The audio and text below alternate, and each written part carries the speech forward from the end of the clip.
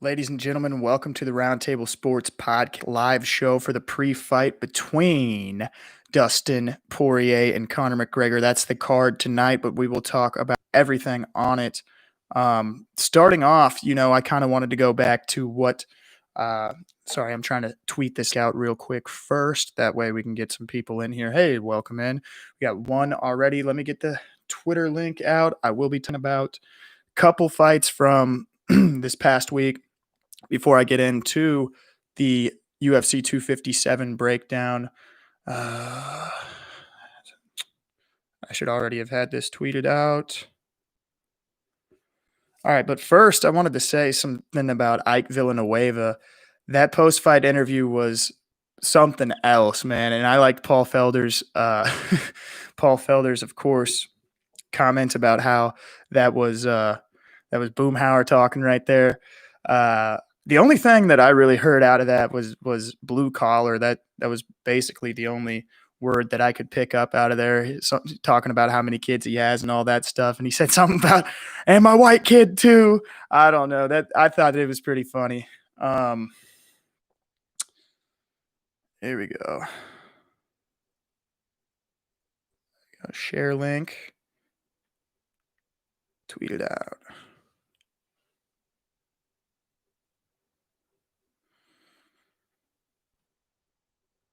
Welcome in. Welcome in. Give me 1 second to tweet this link out, and then I'll get going on my content that I had. Don't really have anything prepared. Just wanted to speak my piece about what I think is going to happen tonight, what Poirier's got to do to stop Conor McGregor. Wasn't even logged into the right Twitter, so sorry for the boring muttering right now. There we go. So on the producer account, not the brand account. There we go.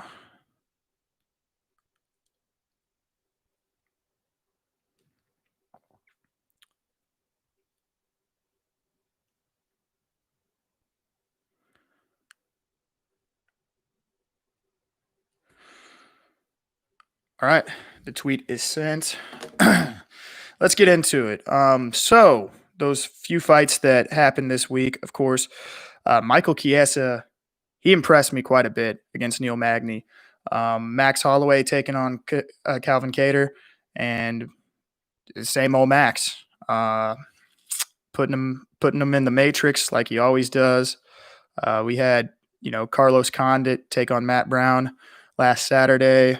I'm a pretty big Matt Brown fan, just the immortal nickname, the fact where it comes from, knowing that story from whenever he went on the Joe Rogan podcast. I thought, that fight was closer than 30-27, but then once I look back at it, I don't know if Matt Brown won any rounds in that fight. Li Jingliang, he impressed me against Ponzinibbio. He went from unranked to ranked 12th to start the year in the welterweight division, which, I mean, Usman's at the top, but after that, it's pretty open. We got Alicio Di Chirico. He beat Joaquin Buckley.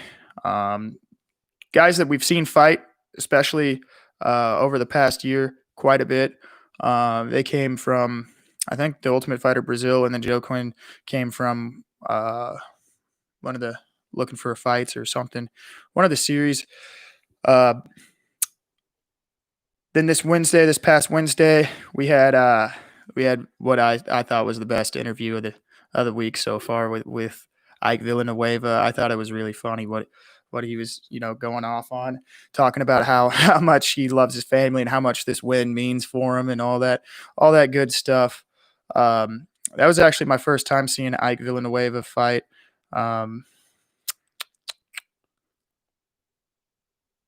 Let me get this pulled up here. Chiesa and Magny. I watched last night. Ran back to Worley Alves, first round KO. That was pretty impressive. He dropped the 3 back-to-back kicks on him and crumpled him to the ground. Kept hitting him. Awesome. All right. UFC 257. That's what we came here to talk about. That's what we are going to talk about. So starting off the night, on the main card. Actually, let's skip it. Let's skip that. Let's go back to the early prelims. I got ESPN Plus. I can watch these. We got Nick Lentz taking on, excuse me on the name here, Movsar Evelev, it looks like. Movsar Evelev. And then we have Amir Albazi taking on Zlagis Zumagulov. Zumagulov, yeah. All right. Well, the last names are much easier to pronounce than the first names. And then we got Armand Tasukian taking on Matt Steamroller Frivola, Brad Tavares, Antonio Carlos Jr., Juliana Pena and Sarah McMahon, Khalil Roundtree, and Marcin Pacino. Not really that many, things that I want to talk about with those prelims. I will watch them. We will see what happens. And just like we always do with the prelims, we will probably find one or two guys that are going to move up the rankings pretty quickly throughout this year. This being the first pay-per-view card of the year. They topped it off with Poirier and McGregor, but I mean, Chandler Hooker as the co-main. This guy, JoJo Calderwood, pretty good. Third billing there. But then after that, I mean, I don't really know much about Andrew Sanchez or Mahmoud Muradov and Muradov. Marina Rodriguez and Amanda Ribas. So starting off, Marina Rodriguez, Amanda Ribas. Both of these chicks are going to come in there and they're going to bang. That's just what's going to happen. Going to be a good kickoff to the night. I mean, I don't really have much else. I'm not any genius. I came here to talk about Dan Hooker and Michael Chandler mainly, and Dustin Poirier and Conor McGregor. So what I see with this Dan Hooker and Michael Chandler fight, everybody talks about Michael Chandler's power and all of that stuff. Dan Hooker, of course, he's coming off the loss to Poirier. I like this fight for Michael Chandler's debut.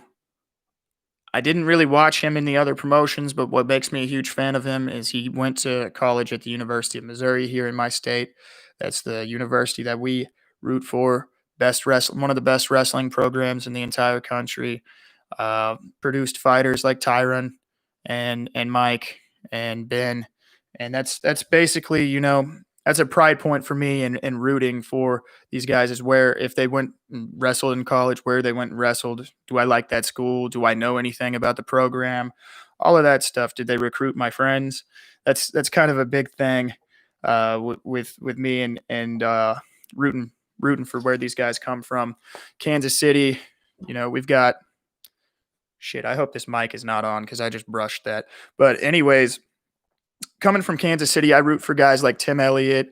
I root for guys like that train out here in Lee Summit. And we got Megan Anderson training for the championship bout against Amanda Nunes here in town. Yeah, I'm just pretty proud of where mixed martial arts has came, especially here in the Midwest, where we finally got, our big name guys. We got Tyron in there as a champion, and then Ben Askren making his wave whenever he came in. Rest in peace to his soul after that knee. Oh, God. Anyways, for Chandler and Hooker, I think you got to watch out for Michael Chandler's wrestling more than you got to watch out for the power shot with him. But against Dan Hooker, Hooker's a guy, he's fast and scrambles and everything like that. It's going to be a great matchup. I like it. But I like Michael Chandler. So I'm going to go ahead and I'm going to pick Michael Chandler in this one.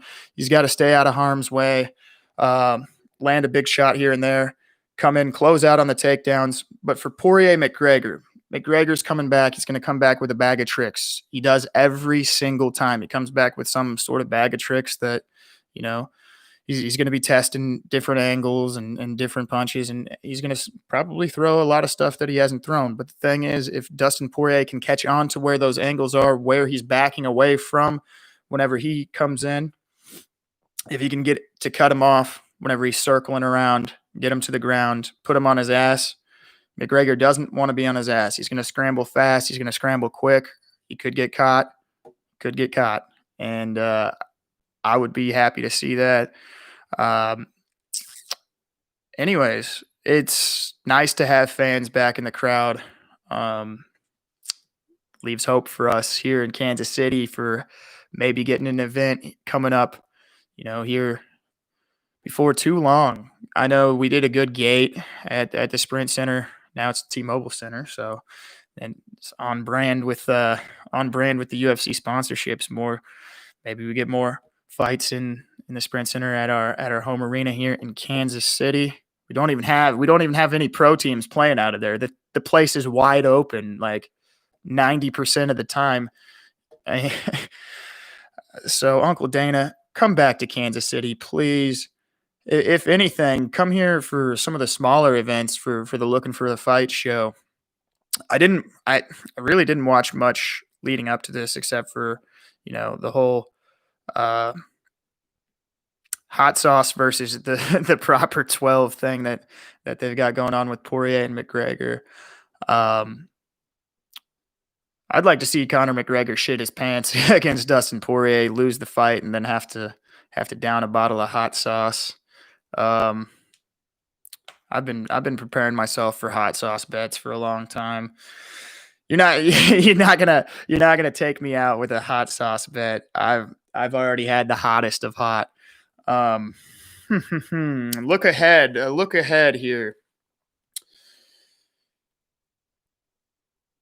Now I had the rankings pulled up because I wanted to talk about that welterweight division and where guys like Lee uh, and guys like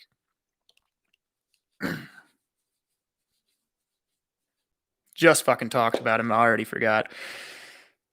I'm excited today, though. I'm excited. That's why my mind's kind of racing right now. We've got about another hour before early prelims kick off. Um, just enjoy the fights today, everybody. Enjoy the fights. It's going to be a lot of casuals coming in. Definitely a lot of casuals. Not that I'm not a casual. Like, obviously, I am not the smartest when it comes to this shit. I've gotten very lucky before on some bets. Uh, I like certain people on that MMA Twitter that just do some amazing things as far as making the sport funny. It's the most brutal sport in the world. The fans have to make their jokes about it, or or it's just going to be, everybody's going to take every loss to heart so badly that they don't want to get back in there, or they don't want to root for, a guy who's constantly, losing bouts. Makes sense. Overeem and Volkov set for the main event on February 6th. Alistair Overeem's kind of had a little bit of a resurgence ever since his jaw was like halfway hanging off. Um, Matchup against Volkov. Volkov's a guy who um, always in a fight, always in the fight. He's got, lots of skills in the bag, but he's coming to the end of his run here. It's make or break time for Alexander Volkov. So that's a big matchup. I don't see any other billings on that one.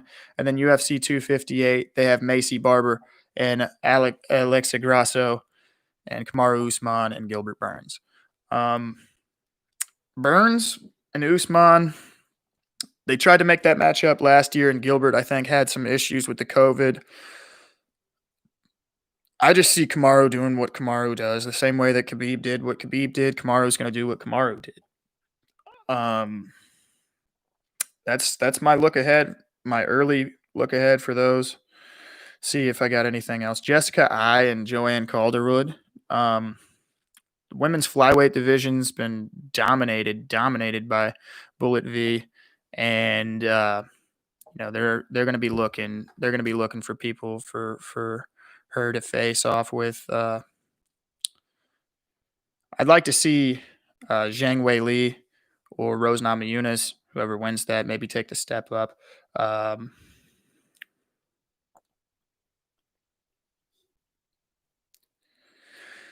Our one viewer, you got any questions? Go ahead and drop them there in the chat box. I haven't. I just wanted to get something out here today, just to let everybody know that I'm watching the fights. And anyways, we got an extra viewer in here. My picks. Head says Conor McGregor. Heart says Dustin Poirier. Poirier is going to find the angles. If he finds the angles to cut him off when he's circling back, whenever he's moving away, because I think I don't know if Conor's going to be moving away at all in this fight, though. But he's got to respect the boxing of Dustin Poirier. Gets caught with one punch, one hook, gets tripped up, goes to the mat, tries to scramble too quick, back to his feet, gets caught in a submission. Could happen. Now, am I saying DP is like some jiu-jitsu master? No. But I'm saying he's just a great all-around fighter. He mixes up the boxing with the levels, with the level change. And he's just a much more improved fighter since, the first time around against McGregor. I don't really have much else. Women's flyweight, I can always talk about women's flyweight. No, Bullet Valentina, that's my favorite. That's my favorite in that women's flyweight. Try to play matchmaker. We got Chukagian, Jessica Andrade. All right.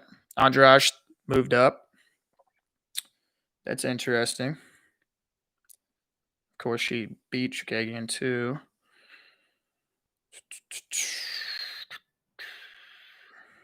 Oh, is this Jennifer Maia? Is she fighting her first bout since losing to Valentina?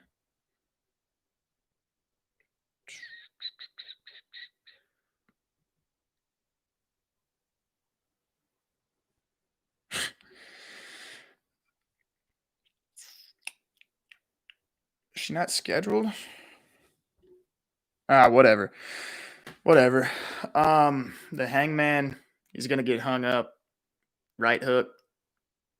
Gonna get hung up. A little left hook, right hook action. I'm just trying to see who won. Muhammad Ali. Let's see. Well, on Wednesday, I don't know if the prelims are already on. Oh, actually, it's 5 Eastern. It's 4 o'clock here, so they might already be on. Michael Chiesa, Max Holloway. Those were the two last main event winners. Then you have Warley Alves, and then Carlos Condit, who took down Matt Brown. Those were basically what we know so far. I'll try to get see if the prelims are on here. I got ESPN Plus, and I believe that's where they're hosting them. Never mind, I forgot. It's like one device at a time, so it's probably not going to let me in on there. But anyways, the event's probably kicking off here. I'll leave it to you. Do your thing tonight. Enjoy the fights. It's gonna be brilliant.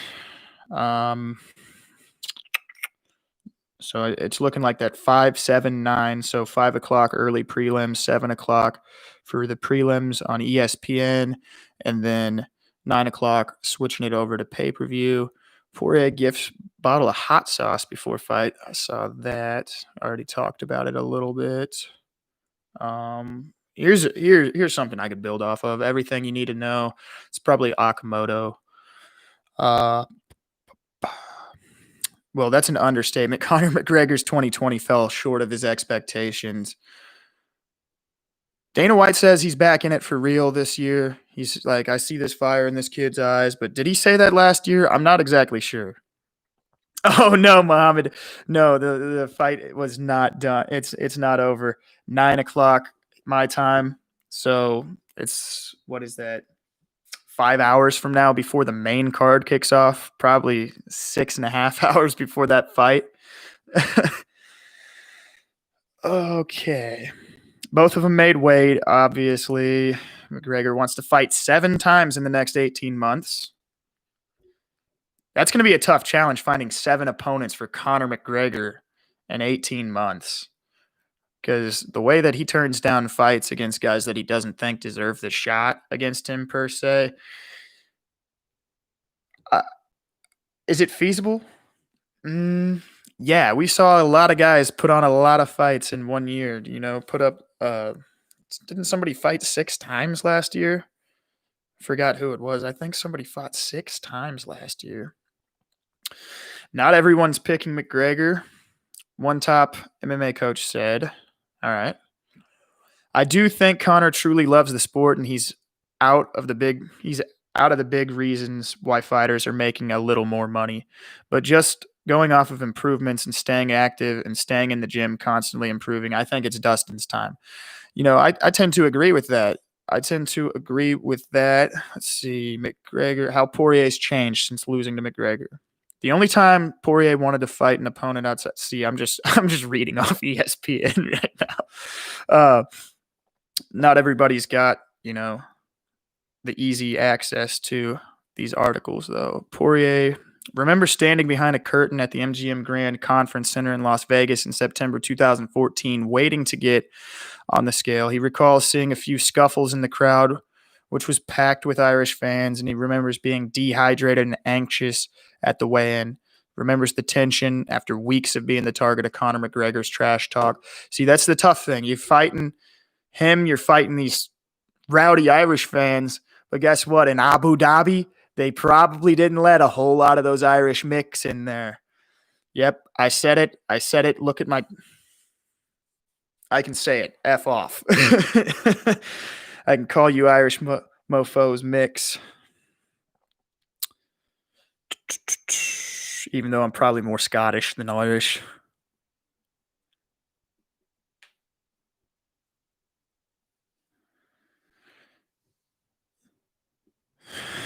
And then, of course, it's been one of the talking points all week. Khabib, Conor rematch. If Dustin wins, expect to see Khabib back. But Conor wins, I don't know. I'm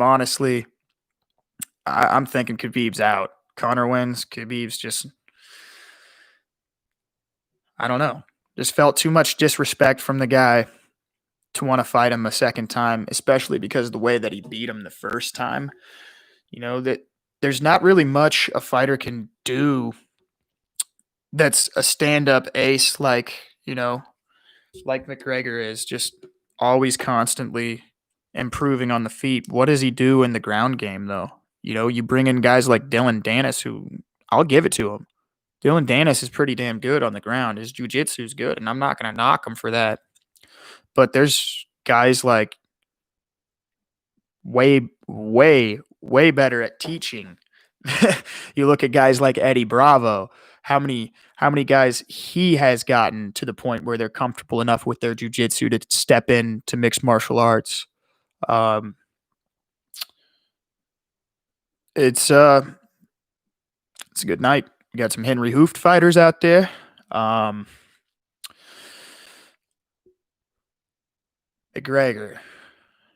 McGregor just does his own thing as far as the training goes, which is why he can just pull a rabbit out of his hat tonight and just come out with something.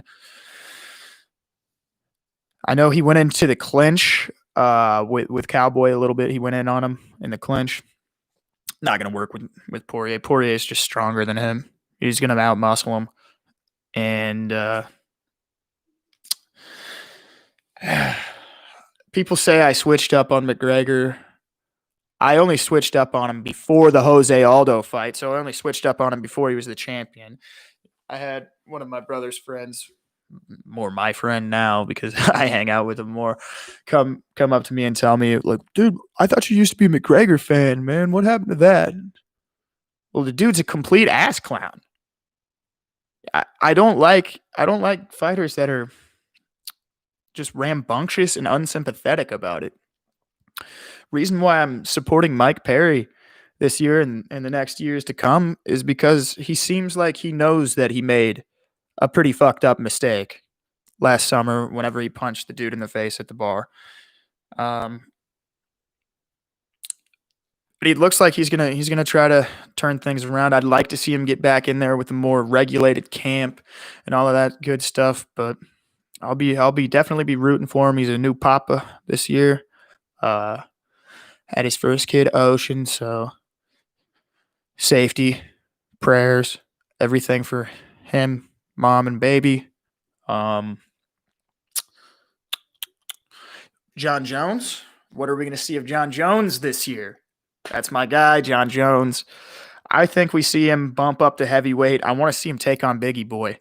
I think that'd be a fun matchup just because Biggie Boy's range is not. Yeah, I didn't mean. I don't think it's as much as Jon Jones' range, but he's still got the range, the power. It's a great matchup for Jon Jones to step into heavyweight. Uh, yeah, I mean Jairzinho Rosenstrike, he's he's a badass. He's a badass in a division that maybe he came into at the wrong time with the Stipe DC feud going on. At any other point in time, I think Biggie Boy could have been a champion. I think he still can be the champion. But we're going to take a look at the heavyweight rankings, see if they've actually added Jon Jones to them yet. Heavyweight rankings, UFC.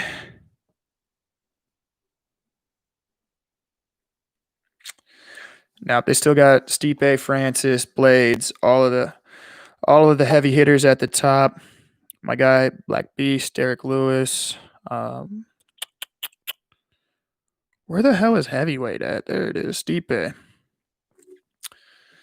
So we got Stipe, Francis, Curtis, Biggie Boy. That's who I want to see Jon Jones face. I want to see him face Jairzinho, Rosenstrike, Derek Lewis. What's next for Lewis? Is it Curtis Blades? Is it going to be Francis? Who's it going to be? Still so many matches to make. I was looking ahead.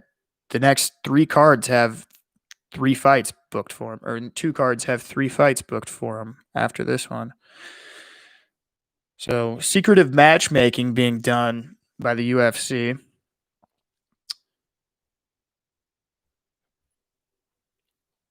Adesanya's moving up this year, apparently. I see that going pretty well for him at the light heavyweight division.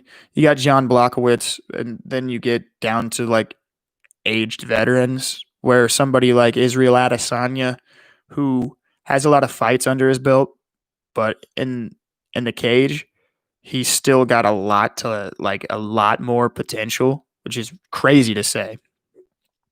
But Adesanya, guy that's improved every single time out. He steps up to light heavyweight. I think he can take everybody in the division. We get towards the bottom of there in the light heavyweight division. I'm really just not seeing anybody that's going to move up and top what they've got with Blachowicz and Adesanya if he moves up. Like I said, the aging guys, you got Glover Teixeira, Thiago Santos, Dominic Reyes, Alexander Rakic. Now, Rakic, I'd like to be able to just click on right here and be able to see what his recents are, but whatever. I think that's basically all I got. You know, I tried to touch on what's going to happen later on in the year. Gave you my top 2 picks. I'm going to take Calderwood over Jessica Eye.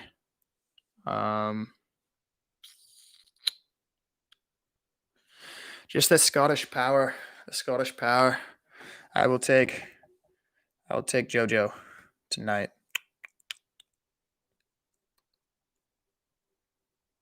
Oh, hang on.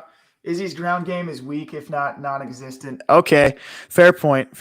But the fight's got to get to the ground first, and the way he moves as a middleweight, it's a difference now. If he goes up to 205 and he's a little bit just a taint hair slower, then that could be a problem. Ugh. And yeah, you're absolutely right. ZD.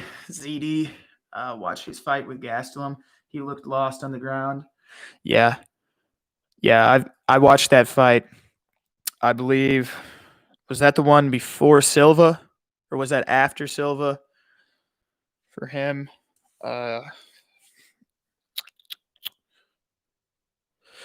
Yeah, but yeah, that's a good point. I don't know. Of course, everybody's a huge fan of him because the dancing and all of that stuff, which is cool. I mean, it brings more eyeballs to the sport. Okay, it was the one before. Yeah, I did watch that fight, and I will agree with you. He looks lost on the ground. I did this shit really with no notes today. I'm kind of happy with how long I've been able to go without having notes. Just kind of talking out of my ass for real. I'm not some master. I try to play matchmaker more than I try to play the predictor. Uh, a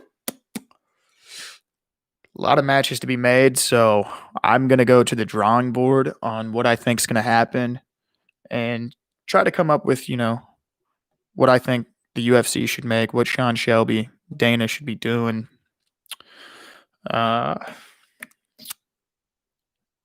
just didn't really have anything else. I'm at Talk More Sports on Twitter. If you found this via YouTube, if you found it via YouTube, it's probably because you're an old subscriber. And I used to make highlight videos back in the day before copyright claims and all of that stuff were a huge problem on YouTube.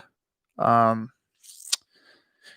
the visual part of this podcast is just getting to the point where I can have somebody in here and we can have it perfect audio quality with two microphones, because whenever we first started out, we used one Blue Yeti in the middle of the table, and it got kind of hectic with the editing and trying to get the voices right. But this is the new backdrop here. I will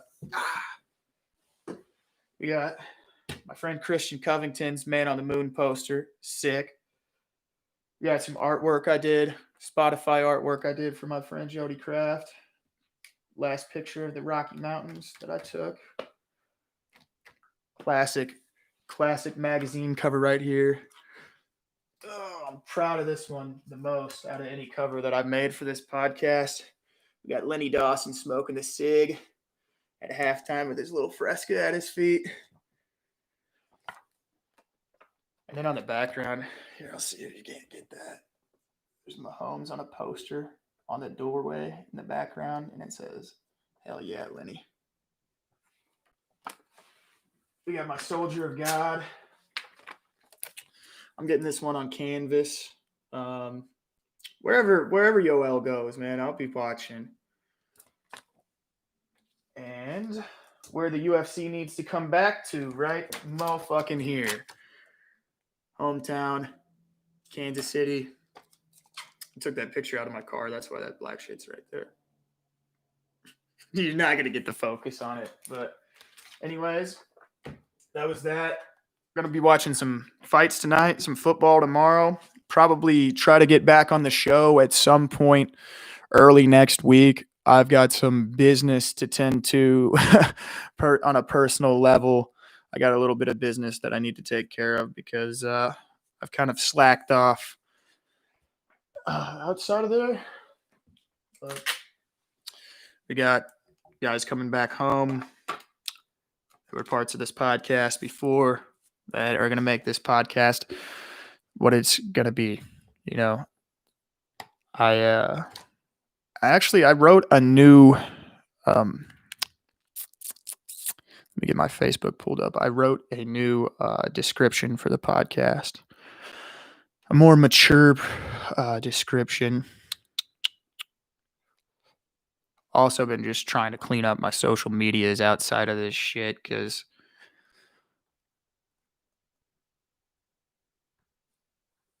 where the hell is it at?